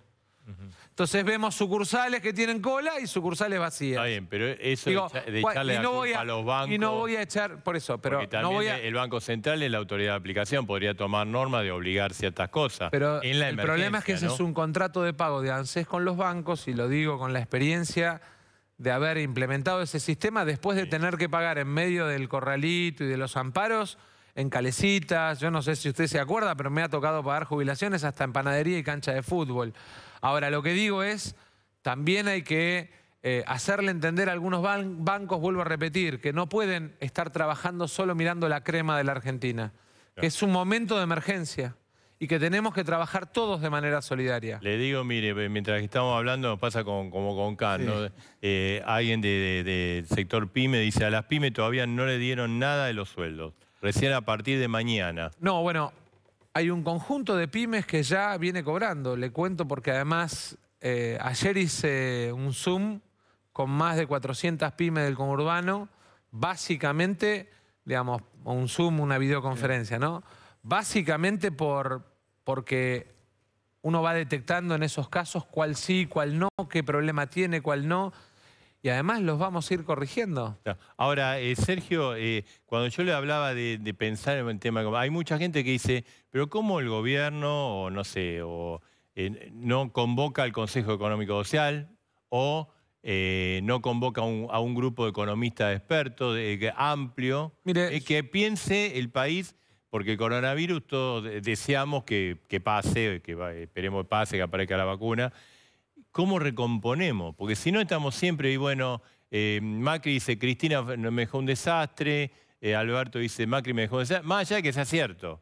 Y tenemos que resolver el problema. Estoy de acuerdo. ¿No convocaría usted a gente? Y usted sabe que yo soy... Labaña, Remes... Yo soy partícipe... Urril, no sé. Y le diría un convencido de la importancia de tener un Consejo Económico y Social y un acuerdo económico y social en la Argentina, pero tiene que ser un acuerdo económico y social para el desarrollo, no solamente para la salida de la crisis. Está verde, también eso, quedó, yo no creo está que como esté una verde. definición. No, yo creo que el presidente está trabajando pero para en la alcanzar norma. el desarrollo hay que salir de la crisis. Yo creo que el presidente está trabajando en la norma. Creo que ayer, inclusive con la CGT y con los empresarios, se comprometió a que apenas salgamos de esta emergencia, también de funcionamiento del Parlamento, podamos ir al debate de la ley que ponga en marcha en la Argentina definitivamente un Consejo Económico y Social y que nos dé los pilares para un acuerdo económico y social. Argentina necesita una Moncloa para diseñarse para los próximos 30 años. No lo tome mal, Massa. Lo escuché en el gobierno de Alfonsín eso. Trajeron a Caro Figueroa y... Yo en el gobierno de Alfonsín no estuve. Yo lo que sí le puedo decir es que es vocación del presidente de la República. Todos los gobiernos nuestra hacer acuerdo. Lo que sí le puedo decir es que es nuestra vocación y la vocación del presidente. Yo de los fracasos del pasado o de los errores del pasado me puedo hacer cargo de los míos, no del gobierno de los 80. Diciendo que en la Argentina es muy difícil. Pero nosotros vamos a avanzar y el presidente tiene la intención de avanzar en el Consejo y en el Acuerdo Económico y Social. Esto le requiere, porque digamos, la situación económica es muy crítica, Sí, yo siento que estamos, y le voy a decir una cosa, y no quiero ser alarmista, yo siento que estamos en una precrisis. ¿Cómo es? Que todavía, digamos, el proceso de desarrollo mundial. ¿A qué mundo vamos? ¿A qué mundo vamos? Vamos a un mundo con economías más cerradas. Sí. Vamos a un mundo donde la concentración económica va a intentar imponerse producto de que, digamos, los grandes se van a comer a los chiquititos que no puedan resolver la crisis. Vamos a un mundo en el que leíamos ayer en el informe de la OIT la cantidad de millones de empleos que vamos a perder. Bueno, y vamos a entrar con una pobreza tremenda en este país. Y con exactamente. Partimos de 40 puntos de pobreza cuando dejó el gobierno Macri. Imagínese las dificultades que vamos a tener que enfrentar. Yo igual en el caso de pobreza y de indigencia le quiero decir algo. Si podemos sostener bien, digamos, reforzada la UH, si podemos sostener y reforzar IFE, digamos, cuando salgamos de la crisis los números de pobreza y de indigencia van a ser parecidos a cuando entramos a la crisis. ¿A mí qué es lo que más me preocupa? ¿A mí qué es lo que más me preocupa, Edgardo? A mí me preocupa que el motor más grande que tiene la Argentina es la clase media, es la pyme, es el comerciante, es la pequeña empresa, es la generación de 20 puestos, de 30 puestos, de 40 puestos de trabajo. ¿Cuáles son los motores primigenios para poner en marcha la economía rápidamente? La ley de economía del conocimiento, digamos, establecer un nuevo sistema de beneficios impositivos para la construcción de primera vivienda, establecer un mecanismo, digamos, de inversión pública fuerte y con un plan plurianual que nos permita además comprometernos en el marco de un acuerdo económico y social, gobierno y oposición, a que esas obras las hacemos, gobierne quien gobierne, ¿no? Y no que estemos tirándonos la pelota para ver quién la hizo o quién la dejó de hacer. Me parece que ese es el desafío que recorremos. Sergio, bueno, siguen entrando mensajes, ¿no? El tema de impuesto a las ganancias. Que ninguna empresa va a tener ganancias. Dicen, ¿por qué no lo suspenden? Es lo que le preguntaba yo, bueno, la ganancia presunta. La ganancia mínima presunta. Estamos trabajando... La FIP medio está durmiendo, ¿no? Duerme alguna siesta. Estamos trabajando en un conjunto de medidas impositivas, no solamente vinculadas al tema ganancias o vinculadas Lo que pasa que a veces me da la sensación que nos encerramos en la discusión con un título de un tema. Sí, Habla, no, por claro. ejemplo, del impuesto a la riqueza. Yo le voy a poner sobre la mesa otro impuesto. Y usted me dirá, ¿otro impuesto? Sí, el de las empresas de juego online del extranjero, que se llevan miles y miles de pesos de la Argentina en tarjeta de crédito, en transferencia bancaria, sin pagar impuestos en la Argentina.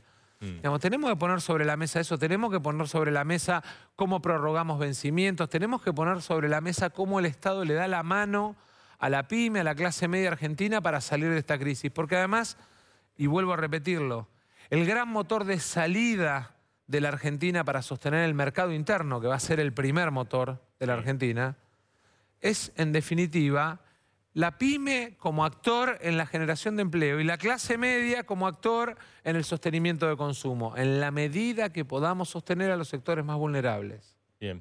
Sergio, acá el transporte público, ¿no? El transporte de media y larga distancia que está, son 40.000 una crisis o 40.000 y es uno de los sectores que no se va a reanimar ahora. Mire, ahí es como la discusión de la deuda, ¿no? Esta cosa de que aparecen los que en la emergencia quieren avivar y salvarse por todo. El Estado había definido una asistencia, un grupo de empresarios intentó hacer lobby e instalar, digamos, una asistencia por encima de los salarios mínimos y además mandó a un sector gremial a presionar por encima de esa asistencia. Lo está discutiendo el ministro con las empresas y con el sindicato, pero lo que no puede haber en la emergencia, Marcelo, es avivadas. No, claro, no. Esto de hay querer margen. salvarse usando la plata del Estado como si el Estado fuera el botín de guerra bobo al que todos quieren saquear. Le hago una pregunta y después, bueno, porque mañana va a sesionar el Congreso. Sí, a ver, en forma virtual, lo digo, con un montón de monitores, no quisiera estar en su lugar. Hoy hubo algunos problemitas, ¿no? Sí, el sistema de debate funcionó hubo muy un bien. video circulando. Me hizo acordar... No, le cuento, porque además si hicimos una sesión de prueba es porque sabíamos, cuando uno prueba algo es porque no tiene certeza de que vaya a funcionar. Y tenemos la humildad de que cuando algo no funciona lo reconocemos, lo corregimos y lo mejoramos. El sistema de votación en la carga de los VPN de cada diputado espejaba con el sistema de oralidad y entonces muchos diputados a la hora de identificarse no se podían identificar.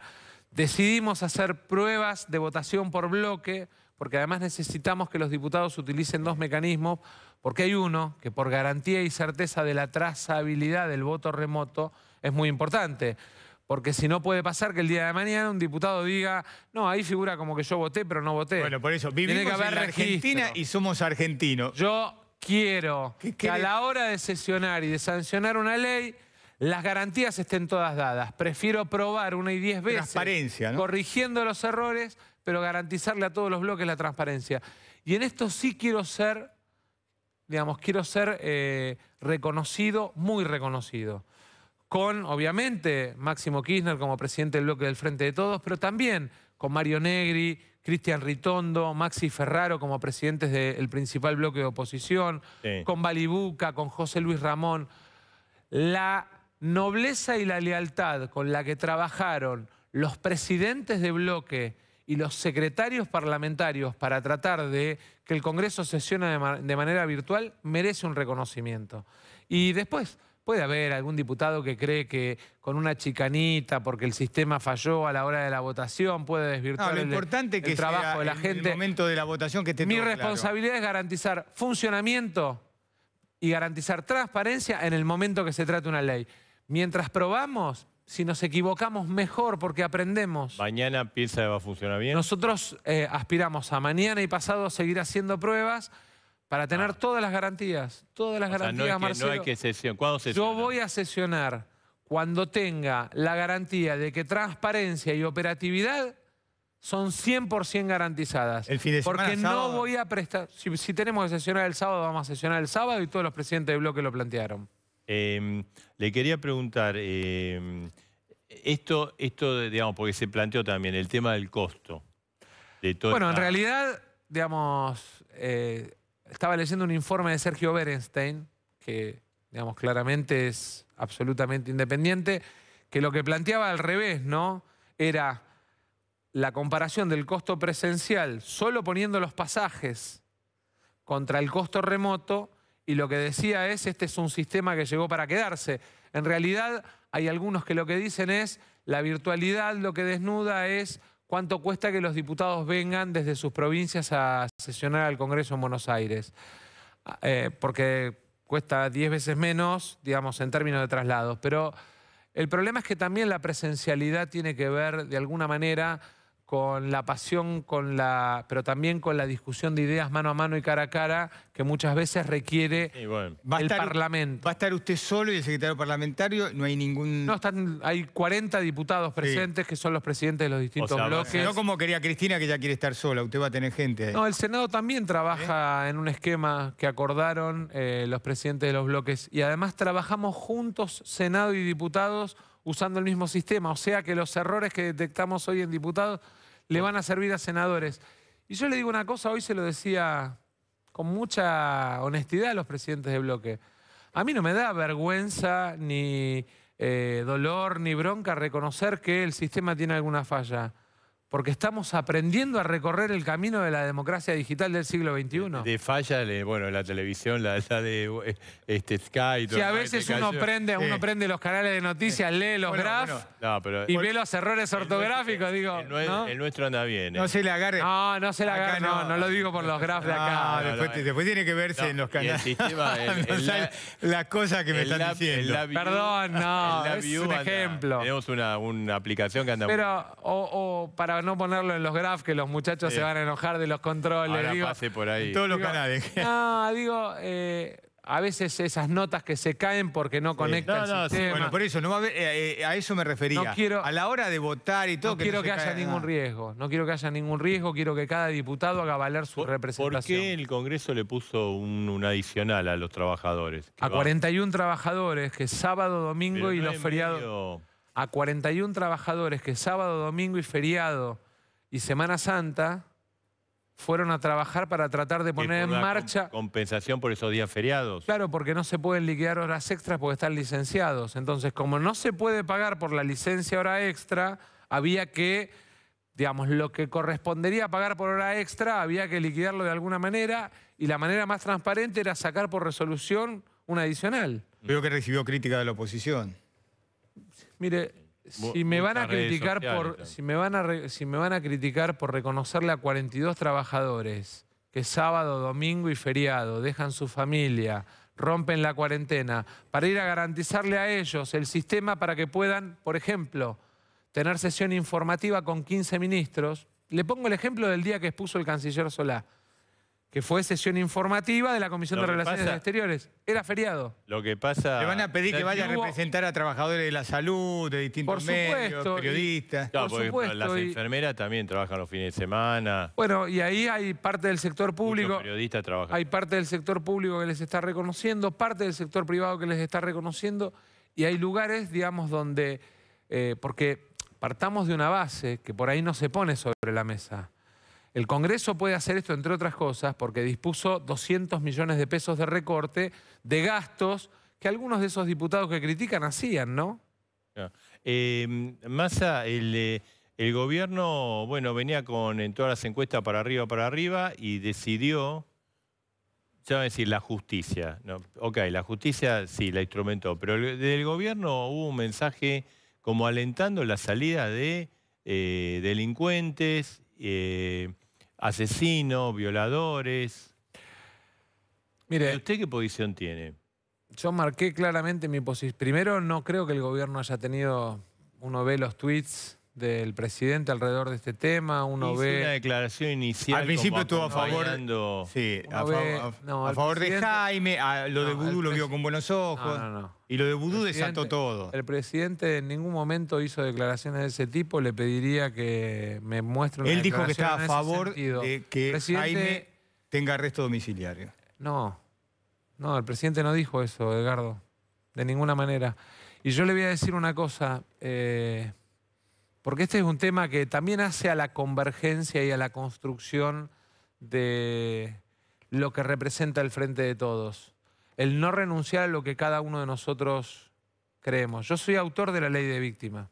Soy uno de los autores, de los impulsores, con Graciela Camaño, que hoy está en otro bloque, y con muchos otros diputados. Pero además, la ley de víctima en la Argentina, que es de orden público, se votó en el 2017 y establece como obligación para los jueces que cuando ordenan una excarcelación le tienen que dar vista como parte a la víctima. Acá hubo jueces que hicieron su veranito. Vi inclusive que una asociación de jueces se enojó por mi declaración. Pero acá hubo jueces que hicieron su veranito y que, aprovechándose de un marco en el que se decía presten atención al cuidado de los más vulnerables en una acordada para que los penales no se transformen en un lugar de fuerte contagio de la pandemia, empezaron a liberar violadores mandándolos a la casa o al domicilio a 2 cuadras, a 3 cuadras, a 4 cuadras en el barrio de la violada, o asesinos. Y ahí lo que digo es... nosotros planteamos desde el Observatorio de Víctimas del Congreso, trabajando muy codo a codo con Matías Bañato, con Vivian Perrone y con los diputados que forman parte del Observatorio de Víctimas, planteamos que cada juez que liberara a un violador, un asesino violando la acordada, que liberara violando la ley de víctima, le íbamos a hacer jury. Ya iniciamos el juicio político al juez de Bahía Blanca, iniciamos un juicio político a una jueza de San Martín, y a cada juez que, aprovechando el enriedo de la pandemia, se pase de vivo y libere un violador, un asesino, le vamos a hacer jury. ¿Usted no piensa que hubo en algunos casos alguna señal política para que los jueces, porque los jueces son vivos también, son bichos, ¿no? No actúan. Sí, lo que se dice que el Instituto Patria alentaron esto. Mire, la verdad es que eso de lo que se dice, las señales del gobierno fueron claras, la ministra de Justicia fue clara, el presidente fue claro, el gobernador fue claro. Yo honestamente creo que hay como, digamos, una intención de poner la responsabilidad de los jueces.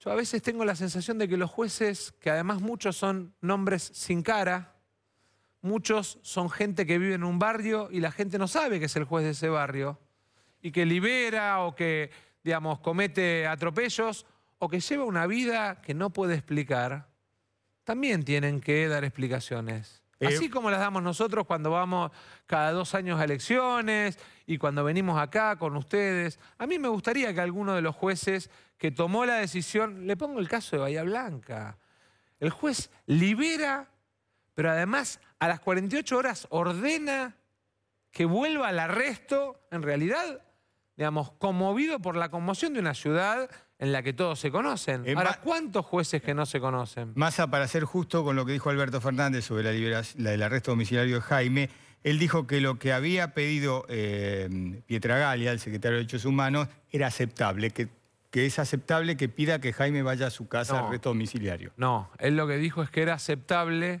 que la Secretaría de Derechos Humanos hiciera la petición respecto de todos los presos, porque era el rol de la Secretaría de Derechos Humanos. Por el tema, así para no como también, eso, pero digo, para ser justo en lo que dijo, él dijo, me parece aceptable que pidan el arresto domiciliario. Y le puedo decir, porque además me toca a mí la tarea de hacerlo, nuestra responsabilidad es hacer cumplir la ley de víctimas, y si un juez se pasa de vivo, hacerle el juicio político.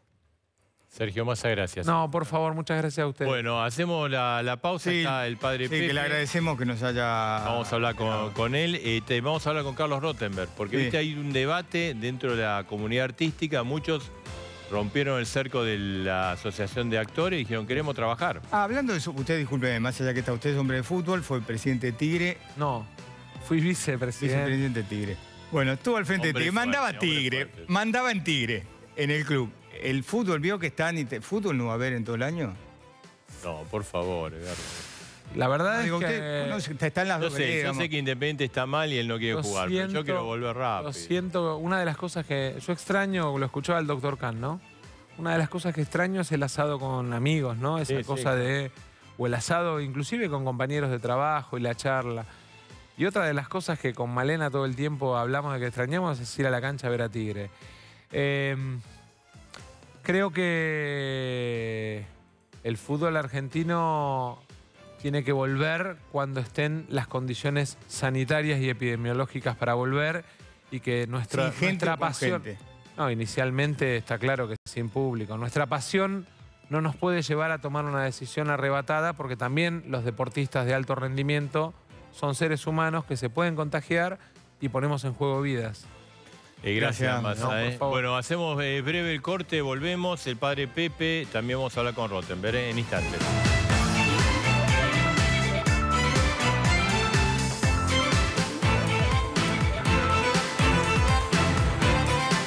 Estamos con el padre Pepe, gracias padre por... ayer estuvieron en la capilla del padre Mujica y ustedes hicieron una, digamos, una suerte de petitorio, una carta abierta, ¿no? Sobre la necesidad que tienen los sectores más desposeídos. Sí, el 11 de mayo es el aniversario del padre Mujica y siempre nos reunimos ahí en Retiro. Esta vez lo adelantamos un poco por lo que estaban conversando también ustedes, ¿no? De lo que vive la Villa 31 hoy día. Y realmente hicimos presente este documento o esta carta que le íbamos a hacer presente el 11 de mayo, pero que en realidad refleja lo que viven todos los barrios populares, ¿no? Capaz con más dramatismo hoy lo relataban ustedes en la Villa 31, pero sabemos, porque se ha hablado hasta al hartazgo, que es cierto que los barrios más pobres son los que más tienen que cuidarse porque esta epidemia es donde va a calar profundo y puede desparramarse rápidamente. Es que donde la gente tiene menos posibilidades de cuidarse, ¿en el sentido? O no tienen agua, les falta agua, o viven hacinados, o tienen problemas barbijo, o tienen yo decía, hay gente que tiene un barbijo y dice, yo no me lo cambió nunca, ¿dónde voy a conseguir otro barbijo? No, y vos sabés que una cosa que cuando fuimos a visitar al presidente Fernández, realmente lo aceptó como una palabra de quienes viven en los barrios. Se insistió mucho al principio en quédate en tu casa, llévate el trabajo a tu casa. Y nosotros decíamos, en los barrios nuestros es imposible. ¿Por qué? Porque la casa es pequeña, es multigeneracional, vive el niño, el joven, el abuelo. Es muy pequeña, entonces hay que salir un poco. Entonces, ahí es cuando estuvimos junto a él y esto de quedarte en tu casa, quedarte en tu barrio, se adoptó como una especie de prolongación que vemos lógica y necesaria en estos lugares, ¿no? Disculpa, porque justo tenemos la imagen atrás suya, padre de la Villa 31. No quise ampliar el tema con el doctor Campo, que nos íbamos, pero la Villa 31, como está organizada la gente en las casas que estamos viendo, a comparación de la Villa del Conurbano, es otra realidad. Sí. El conurbano se vive más hacinado que en la Villa 31. Y depende. Acá lo que decía él era esto que es más propiedad horizontal. Nosotros en los barrios del ¿Acá se puede aislar mejor o no la gente? Y depende. Es decir, por ahí una habitación es pequeña y no sabemos cuánta gente vive. Creo que en el Gran Buenos Aires tenemos barrios... A mí me toca ser párroco ahí en San Juan Bosco y tenemos varias villas que están pegadas una al lado de la otra. En dimensión de territorio es mucho más grande, pues justamente hay una planta baja que es lo más común y después alguno que tiene un primer piso, muy pocos un segundo piso. Aquí en las villas de Capital, las villas fueron construyéndose hacia arriba, los terrenos son mucho más pequeños, ¿no? Donde se construye. Padre, ¿falta comida? ¿La comida, digamos, del Estado, está faltando comida en los lugares pobres? Mira, hay una presencia que estamos dando a través de lo que reciben en los colegios, a través de los municipios, las organizaciones sociales, las iglesias. En el caso nuestro, los curas villeros estamos repartiendo viandas. En el caso de la San Juan Bosco estamos casi en las 3.000 viandas que se entregan en forma cotidiana, de lunes a sábado, y está trabajando toda la comunidad en eso. Pero creemos que va a hacer falta más porque lo vamos notando en la gente que va requiriendo cada vez más el alimento y eso habla de una necesidad. O sea, si en este poco tiempo que estamos trabajando, desde que empezó la cuarentena, más esforzadamente en este tema, nos damos cuenta que la gente te está pidiendo más. Entonces, seguramente que hace más falta. Menos changa, menos cosas, necesita más ayuda. Bueno, eso también, decíamos, llevate el trabajo a tu casa es imposible. En el caso de la gente nuestra, de la Villa 31, que estamos viendo ahora, o de las villas donde somos párrocos otros, y sin duda, llevarse la changa a su casa no pueden. La changa va a estar supeditada también a cómo le vaya a la clase media, ¿no? Porque es necesario la reactivación, que la clase media le vaya bien, para que la clase más trabajadora o los barrios humildes pueda salir a changuear y a recuperar su trabajo. No tener plata en el bolsillo. Yo viví la crisis del 2001 en la Villa 21 y recuerdo que el gran problema era ese, ¿no? Y creo que una vez que se inyectó dinero a través de distintas formas en el bolsillo de la gente de los barrios populares, se hizo como una economía popular que hizo que el flujo de dinero en la villa se quedara ahí, ¿no? Entonces se armaba una pizzería, alguien tenía un remis, y eso fue muy importante para la reactivación en el año 2001. Pero hoy está todo parado. Hoy tenemos una situación, sí, difícil, y creemos que... ¿Esto es peor que el 2001? No te sabría decir en términos económicos, eso lo podrían decir, pero sí creo que hay un plus que es estar adentro de la casa, no poder salir a trabajar, no poder salir a encontrarse. Entonces eso también pone realmente un acento que no teníamos, ¿no? ¿Y quién le tiene que dar más? Usted dice, necesitamos más comida. Marcelo le preguntaba, usted dijo, necesitamos más comida. ¿Quién les tiene que dar la comida? No, yo pienso que tiene que haber un análisis de cómo se está distribuyendo, que creo que es bueno que sea a través del Estado, del municipio, que sea a través de las organizaciones y a través de las iglesias. Pero me parece que hay que estar muy encima de esto porque si además se va prolongando esto, claro, la necesidad va a ir creciendo. Estamos de acuerdo, nosotros cuando fuimos a ver al presidente creemos que fue muy importante el cuidar la salud. Rescatamos muchísimo esta decisión que es trascendental y que nos pone, a diferencia de otros países que no cuidaron la salud. Entonces, la gente de los barrios nuestros valora la decisión del presidente y acompaña eso. Creemos que lo otro también pone en evidencia, la epidemia, un montón de temas que no se resolvieron nunca en la Argentina. El tema de la salud, el tema del trabajo, que nosotros... Sí, por ahí esto pone, digamos, el coronavirus, además, yo creo que es peor porque le puso un freno de mano así, íbamos claro, de a poco, pero además ha expuesto todos los problemas argentinos, ¿no? Digamos, el problema de la pobreza, el hambre, muchos problemas, esto lo expuso así. Exacto. Y, por ejemplo, la vivienda, el tema del hacinamiento, el tema de la cantidad de gente desempleada que vive de changa. O sea, son muchos temas que ha mostrado. Y el tema de la salud también, porque claro, se está hablando de esfuerzos que se hacen ahora para poner a los hospitales que estaban muy por debajo del nivel. O sea, si había crisis muchas veces en la vida de un hospital porque no podía dar respuesta a la cantidad inmensa de gente que se acercaba, yo lo veo en el conurbano, y bueno, cuánto más ahora que se tiene que preparar para enfrentar el coronavirus y estamos viendo los esfuerzos que se están haciendo, ¿no? Se están haciendo centros de aislamiento y eso realmente es algo muy importante. Bueno, el gobierno, digamos, está, no sé si mañana o el viernes dará el anuncio de la continuación de la cuarentena, pero va a abrir, digamos. Sí. ¿Esto ustedes lo ven positivo? O sea, ¿esto puede generar un movimiento económico de gente que se le cerró todo en las villas, en los barrios populares? Sí, yo creo que no puedo decir qué tienen que abrir y qué no, pero me parece claro, que algunas, aquello que puede abrirse, que como decía recién el doctor al principio, se puedan cumplir los requisitos y los protocolos, me parece que es interesante porque es comenzar a reactivar la vida económica de un barrio, de una familia, y también un poco la sanidad psicológica y espiritual que necesita. Sí, claro. ¿Y cómo evitar que se disparen las villas del coronavirus? Y bueno, porque ahí entran ustedes, entran los sacerdotes, entran los dirigentes sociales. Todos los que viven ahí. Sí, yo pienso que acá hay un rol del Estado que es muy importante y también un rol de las organizaciones que tenemos que estar acompañando estas decisiones, ¿no? O sea, así como acompañamos en el momento que se declaró la cuarentena, fuimos hablando con el presidente y dijimos, bueno, las parroquias nuestras se ponen a disposición de lo que haga falta, porque estamos ante una hora en donde lo importante es la unidad y la responsabilidad de trabajar juntos, ¿no? A mí me pareció brillante que los gobernadores, el presidente estén de acuerdo en algo, porque en la Argentina muchas veces las peleas, las discusiones, y acá no, acá se genera un consenso, y creo que detrás de ese consenso tenemos que estar también las organizaciones ayudando como corresponde a la altura de... ¿Estuvo en contacto con el Papa Francisco últimamente? No, pero sé a través de otros que sí está muy al tanto de lo que estamos haciendo,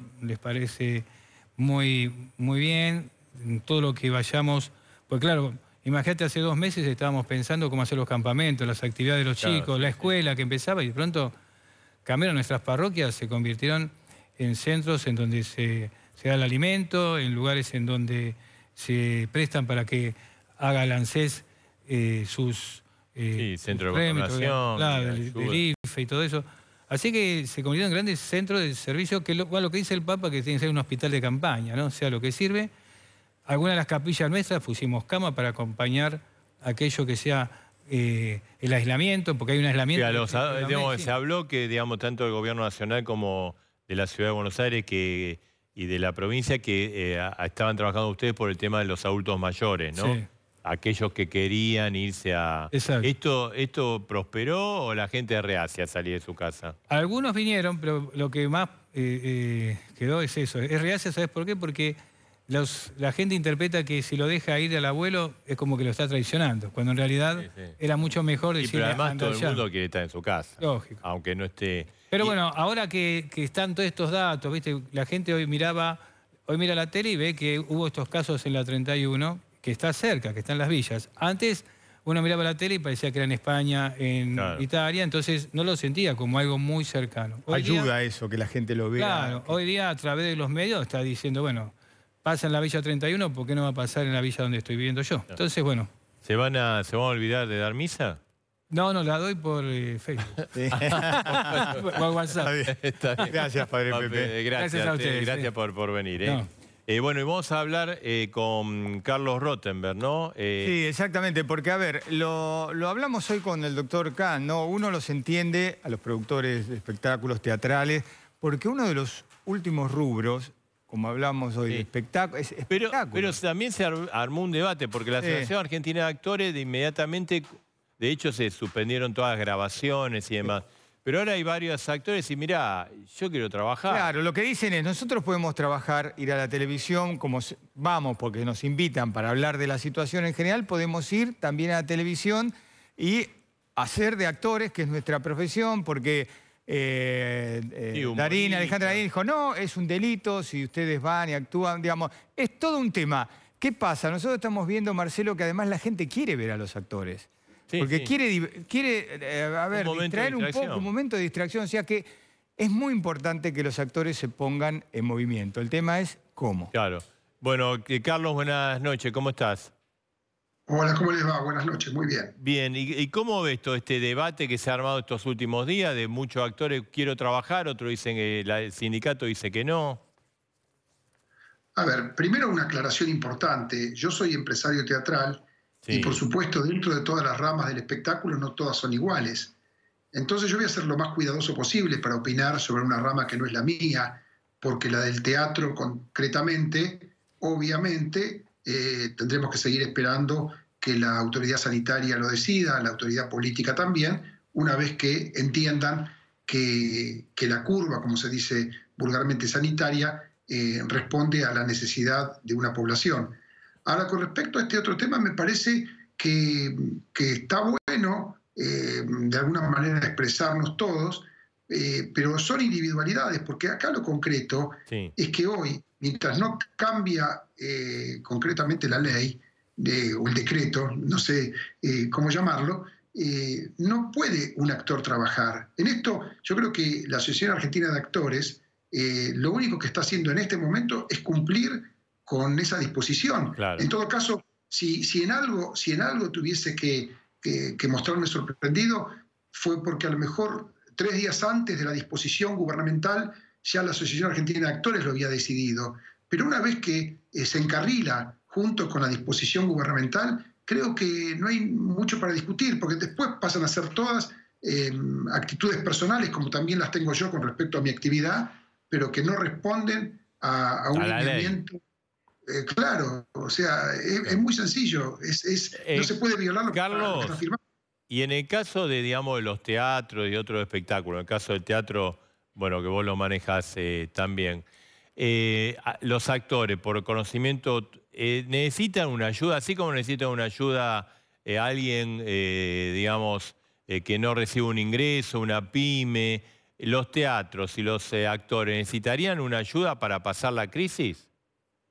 A ver, yo creo que acá hay que rápidamente, porque seguramente ustedes no tengan ya tiempo, dividirlo en dos ramas bien diferentes. Una cosa es la actividad empresaria, donde yo me muevo, y otra cosa es la del trabajador, actor, artista, músico, cantante, la que fuese. En el caso de las empresas, tenemos como pymes los mismos beneficios que tiene cualquier empresa. Concretamente, nosotros a boleteros, acomodadores, maquinistas, electricistas, utileros, personal de maestranza, de limpieza, de contaduría, están en relación de dependencia, están los 12 meses y tenemos que pagar, obviamente, con este aporte de más que está haciendo el Estado al hacerse cargo con un tope del 50% de los sueldos. O sea, eso lo están utilizando. Por supuesto, y además, pero eso es para la gente que está en relación de dependencia, que son muchos miles en el país, pero que no soluciona el tema que es muy fácil de explicar, que es la cantidad de contratos eventuales que tiene esta profesión. Una cosa es ese listado que hice recién de profesiones que están garantizados y amparados y teniendo un empleador a quien reclamarle. Muy distinto es aquello que yo ya en marzo planteaba, que ahora está saliendo más a la luz en mayo, porque cuando esto surgió hace 2 meses atrás, todavía teníamos la inercia de los contratos eventuales del verano.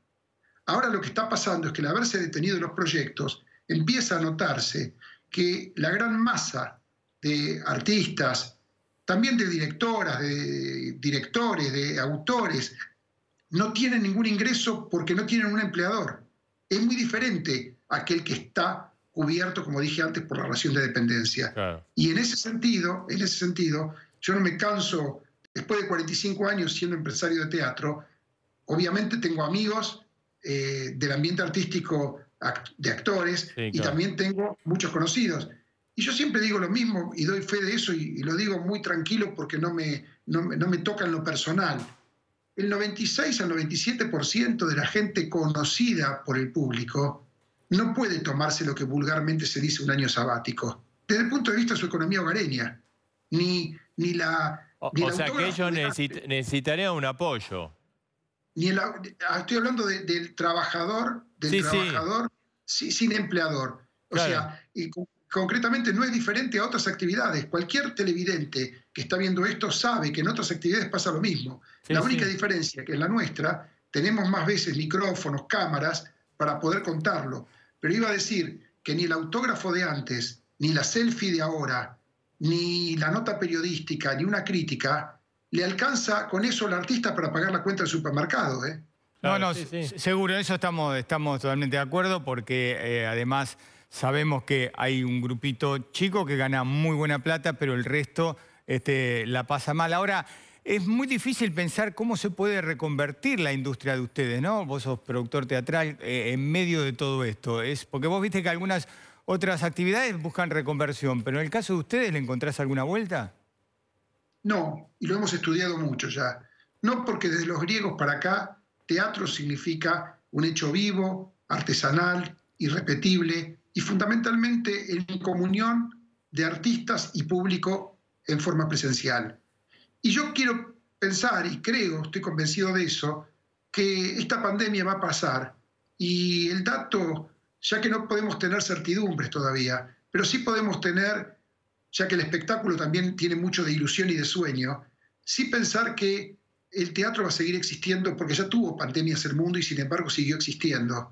Y este sería el mensaje positivo de saber que estamos pasando un momento muy angustiante por la salud primero, angustiante por lo económico después, y también saber que el teatro va a seguir existiendo. No me imagino demoliéndose los teatros del mundo porque desaparezca la actividad.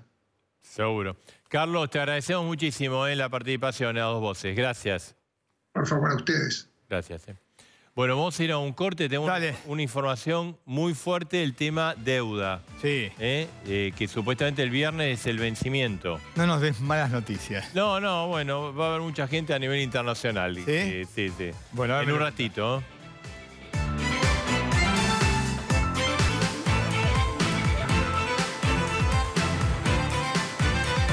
Bueno, a ver, yo te digo una cosa, yo no sé si era una negación, ¿no?, del tema de la deuda y todo, que viste, coronavirus, cuando te hablan de la deuda, no me hables mejor, claro, de la economía, ¿no? Dos cosas tengo, una interna, ¿no? Sí. La crisis tuvo la primera víctima política empresaria.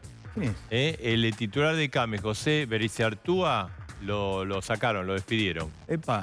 Y asumió el segundo. ¿Pero qué pasó? ¿Tiene que ver con No, todo el le tema de la cuestionaron ayuda? que apoyó mucho al macrismo que hizo bolsa a la pequeña y mediana empresa, ¿no? Sí. A cambio de favores económicos. Esto es lo que le dicen. Nada que ver por la coyuntura. No, pero también lo que pasó es que esa entidad como que aplacó los comunicados. Sí, Y las últimas, se fue Bericiartúa y en 2 semanas sacó 2 comunicados terribles. Sí. Bueno, ese es un tema. Y el otro es el tema de la deuda. El viernes está el vencimiento. ¿Qué es el viernes? El gobierno argentino recibe las propuestas de los bonistas. Si aceptan o no la propuesta de pago de la Argentina. La información que hay hoy, porque acá el viernes es una eternidad, es que los bonistas en su gran mayoría la van a rechazar. Porque viste que se dijo, no, es una estrategia de Guzmán, pero... Bueno, y entonces, claro, muchos dicen, pero entonces el gobierno va a extender el plazo, porque tendría unos 10 días más. La información que yo tengo ahora, al día de hoy, es que ni Alberto Fernández ni Guzmán están a favor de ampliar y correr el plazo de vencimiento. Disculpame, a ver, para los que no conocemos de todas estas cosas, ¿qué entramos en default? Formalmente no, pero viste, ya abrimos una puerta cuando no pagamos, abriríamos otra puerta y falta la última. Yo te iba a decir, el 22 de mayo. Porque ese día, ¿qué pasa? Ese día, si no hacemos un acuerdo o no pagamos, ahí entraríamos en default. Entonces, pero es una decisión muy fuerte. ¿Y qué preanuncia esto? Que mañana y el viernes, pues esto es el viernes hasta las 18, van a ser momentos de ultra tensión con los bonistas, cosa que se puede reflejar en el mercado cambiario. Marcelo, los empresarios y los sindicalistas que se reunieron la última vez con Alberto Fernández y con Cafiero, les pidieron que no entren de default a Argentina, porque iba a ser malo para las empresas. Sí, viste, el gobierno lo llamó y por supuesto nadie, ni vos, yo, nadie queremos entrar en default, pero es como una expresión de deseo. Los empresarios, hay muchos que los critican a los empresarios porque dicen, mira, estamos en una crisis fenomenal y los empresarios no hacen planes, no proponen nada, van atrás de los acontecimientos, ¿no? Bueno, nos vamos. 2 datos ahí, para. Nos vamos. Dale. Qué alegría. Como siempre, nuestro compromiso con vos.